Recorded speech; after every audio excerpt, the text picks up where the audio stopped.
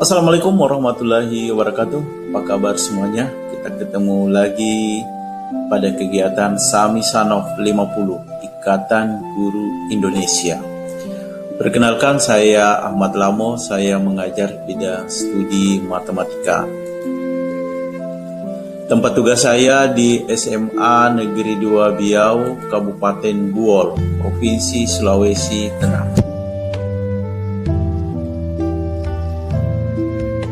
Baiklah teman-teman dan siswa-siswi SMA di mana saja berada, video pembelajaran kali ini kita akan membahas tentang dimensi 3, khususnya kedudukan titik, garis, dan bidang. Baik, kita akan bahas satu persatu. Yang pertama, kita akan bahas tentang kedudukan titik terhadap garis. Perhatikan gambar, di sini tersedia ada 4 titik, ada titik A, titik B, titik P, dan titik Q. Kemudian ada sebuah garis. Titik terletak pada garis. Titik berada pada garis karena garis itu melalui titik. Contohnya titik A, titik P, dan titik B. Kemudian yang kedua, titik terletak di luar garis. Titik berada di luar garis karena garis itu tidak melalui titik. Contohnya titik Q. Selanjutnya, kedudukan titik terhadap bidang. Ada 2 kemungkinan titik berada pada bidang. Perhatikan gambar yang ada di samping. Bidang melalui titik.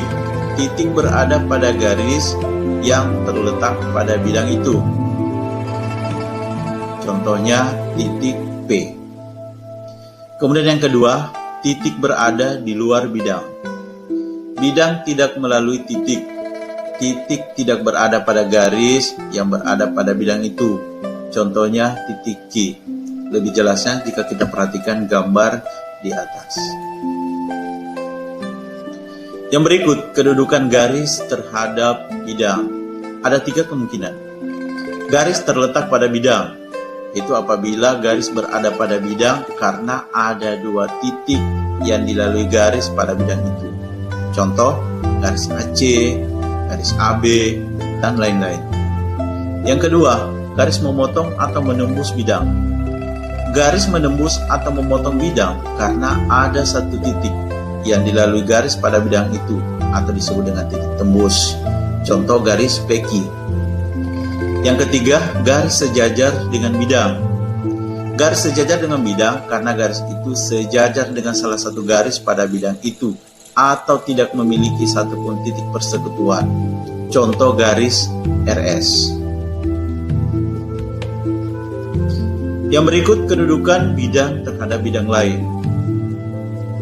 Ada 3 kemungkinan. Yang pertama, 2 bidang yang saling sejajar.